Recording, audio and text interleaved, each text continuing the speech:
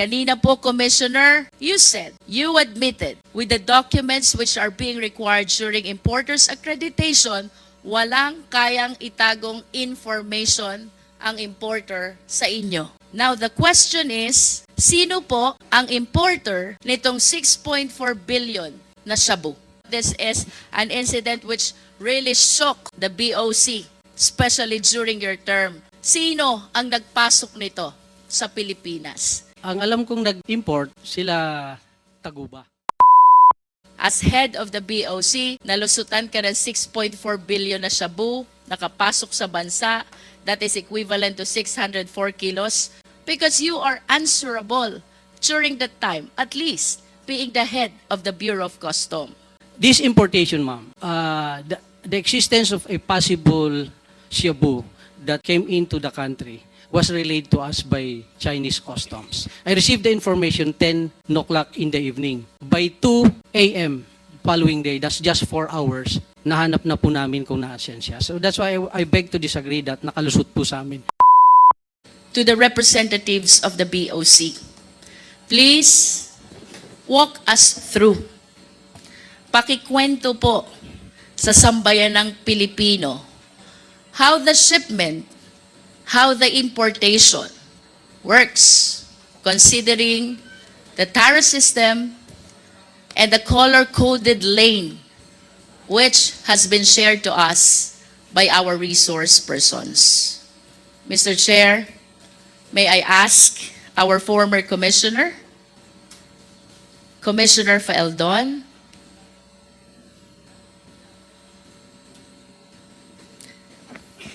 Commissioner Faeldon, can we start with the import clearance certificate? What is this document and what agency issues the same? Your Honor, I would like to go to the broader answer to the questions that I will concur with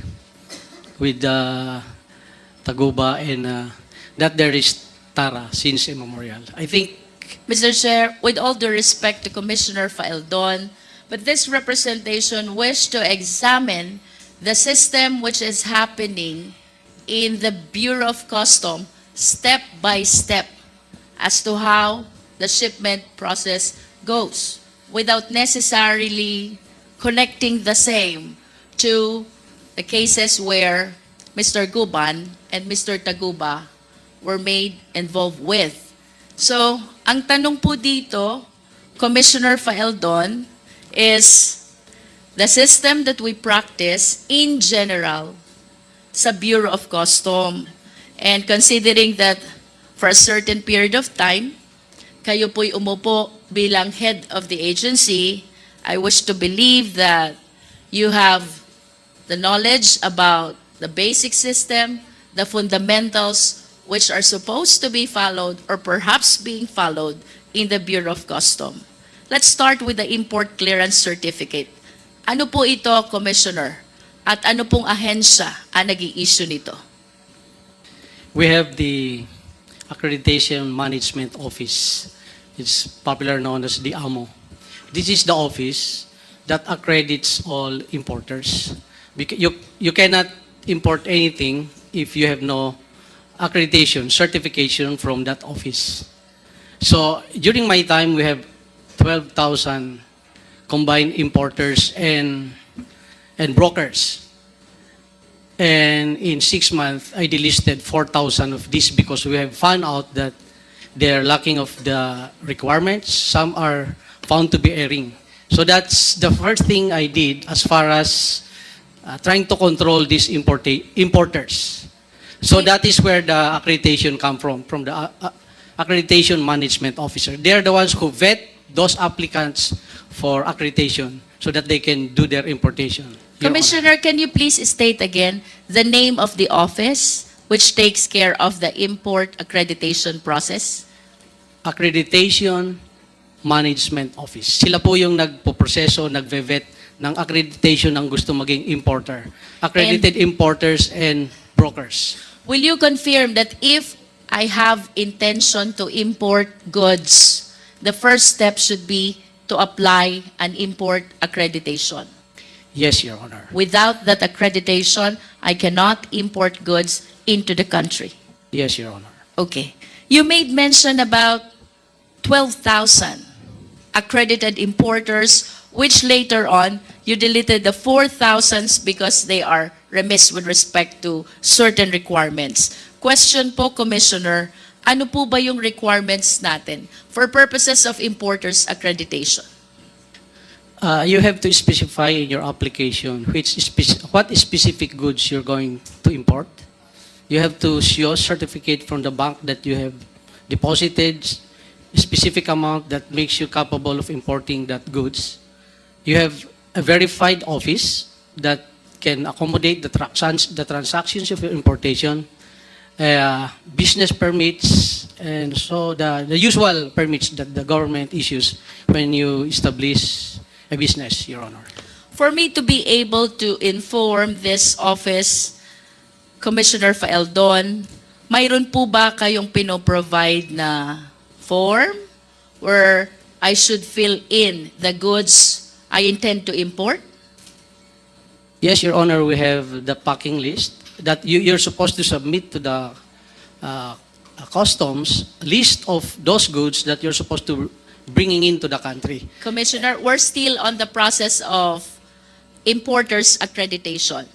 Yes, Your Honor. There's different codes of every commodities. But this is not yet packing list, right? Yes, ma'am. Yes, ma'am. Okay. This is international codes. All countries have the same codes of different goods. So we Balikan po natin, Commissioner, yung goods. Ano pong form yung ginagamit sa BOC in describing the goods for the purpose of applying for importers accreditation?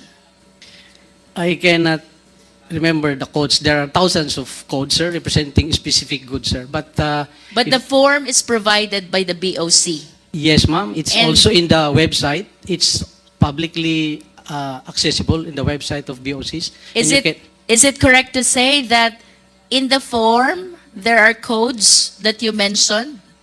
The Yes, ma'am. applicant is supposed to select which code corresponds to the goods You he intend to intended import. Yes, Your Honor. Thank you.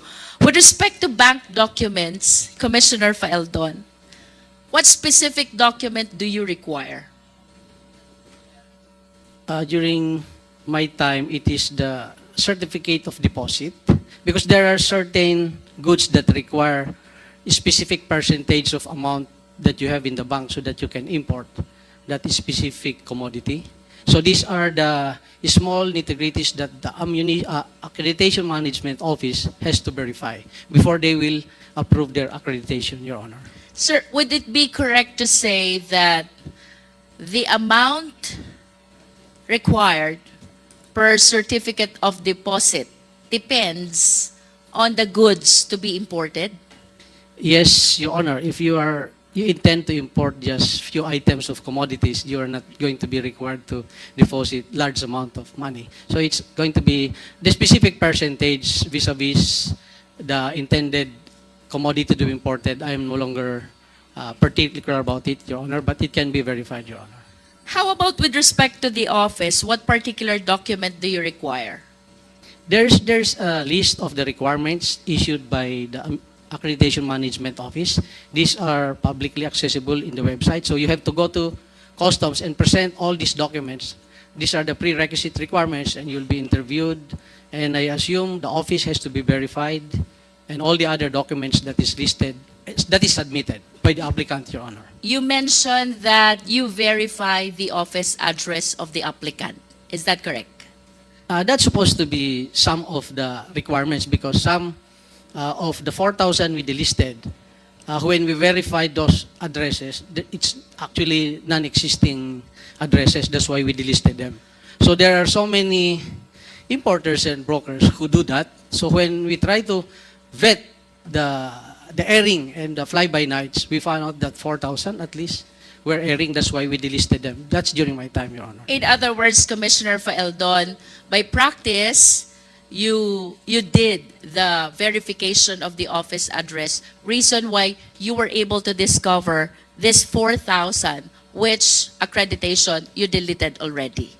We tried our best to clean the list, Your Honor. You also mentioned about business permit, correct? Yes, Your Honor. So it discloses the company name and even the company owner. Tama po ba? Yes, Your Honor. And would you agree with me if I would say, with the bank certificate, with the office verification, and with the business permit, the BOC has ample information about all the importers into the country? That's the assumption, Your Honor. What do you mean by assumption? If all those documents are truthful, that's why they have to personally verify. What we're talking about here, with respect to the actual practice and system and not with respect to assumption, Commissioner Faeldon. So I suppose that all the information that you're giving before this committee were practiced at least during your time as Commissioner of BOC. Tama po ba? Ma'am. In other words, during your time,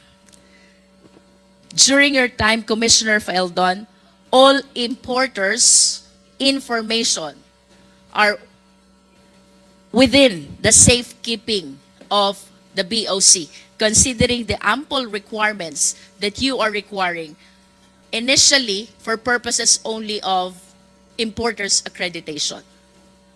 The newly accredited importers during my time, I specifically instructed the chief of the accreditation management office to be very stringent, not stringent, but to be very careful about accrediting, because at that time we were delisting more than 4,000. So we do not want to replace them with another airing importers and brokers, Your Honor. In all fairness to you, Commissioner Faeldon, because you were the one who deleted this 4,000 because they are not compliant with your requirements and your rules, it is the humble submission of this representation that having applied that system, then you have all the necessary information about the importers accredited by the BOC. That is a manifestation. With respect to the documents which you are requiring from the applicants for importation or importers accreditation, question, Commissioner Faeldon. Alam nyo ang pangalan ng importer? Of course. Hindi po. It's the company that's listed, not all the time the owner, ma'am. So we cannot really say that we know the owners of the importers, but the So names. it depends. If the importer is an individual, Yes, ma'am. you will know the identity of the person. The AMO office may know, Your Honor. Okay. But if the importer is a company, then at least you have the name of the corporation. Tama po ba? Yes, Your Honor.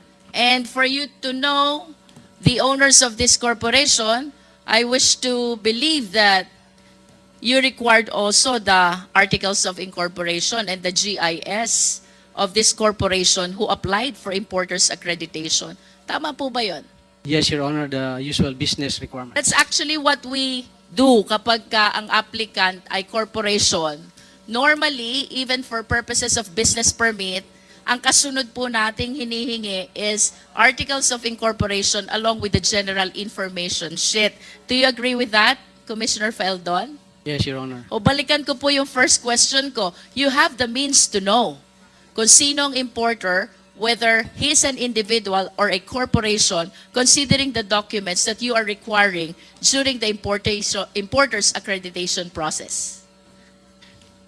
Verifying the documents in the office, I think the customs has the means to do that. Yes. But going actually to check on the offices, that is where the customs lack the capability to personally verify some 12,000 offices nationwide. But at least you were able to delete 4,000 out of the 12,000 accredited importers, because you said earlier, because of verification process, you found out that this 4,000 are not compliant with the requirements. Some do not have the necessary office address. Tama po ba yun, Commissioner? Yes, ma'am. And some of those who were delisted, were frequent violators of import laws. So I checked on the database who are the importers and brokers who have violated some importation laws in the past, and I immediately included them on the list to be delisted in our accreditation, Your Honor. So that's another parameter why we delisted them, Your Honor. Either kulang ang requirements or nagkaroon ng previous violation. Yes, Your Honor. And of the 4,000, not one of them went to court and contest their delisting of their company in the No one accredited. attempted to question why they were I cannot deleted. I cannot remember even one of them who went to court and question their delisting from the accredited, Your Sir, Honor. balikan ko po yung documents na nire-require nyo during importers accreditation process. With those documents, you can determine also the address of the importer, correct? Yes, Your Honor. With those documents, you can determine also the contact details of the importer, correct? Yes, Your Honor. And with those documents also, you can determine also what type of business does the importer conduct. Yes, Your Honor. And you can also determine the affiliations of this importer. Outrightly, I suppose the AMO should be doing a due diligence, AMO office, in checking the affiliations of this, or this applicant has been previously delisted, a company under his name or her name has been previously delisted. Those are the assumptions that the AMO office has to do due diligence in checking those circumstances, Your Honor. And with those documents, sir, definitely we can determine also the nationality of the importer. Of course, because Yes. there should In be a conclusion, nationality sir, written under the SEC or DTI registration, Your Honor. In conclusion, Mr. Faeldon, if I am an importer, generally speaking, it is very difficult to hide basic and important information from the Bureau of Customs. Do you agree? Yes, Your Honor. Thank you. I wish to direct my next question still to the BOC. Commissioner Faeldon, are you aware of this shipment number MCLU 61881? I'd like to request Your Honor to please refresh my memory. I cannot remember that now. MCLU 61881 pertains to the 6.4 billion smuggling of shabu, equivalent to 604 kilos of shabu, in which case Mark Taguba was convicted for smuggling of shabu by the Regional Trial Court.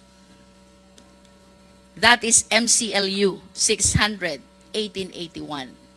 Kanina po, Commissioner, you said, you admitted with the documents which are being required during importer's accreditation, walang kayang itagong information ang importer sa inyo. Now, the question is, sino po ang importer nitong 6.4 billion na shabu? Hindi ko na po matandaan, ma'am, kung sino po yung importer niyan. That importation has been the subject of a long court litigation. I understand, Commissioner, but this is an incident which really shook the BOC, especially during your term. Tama po ba yun? Yes, ma'am. If I may... And of course, the first question that you wish to be answered, considering na may nakapasok na 6.4 billion na shabu, sino ang nagpasok nito sa Pilipinas?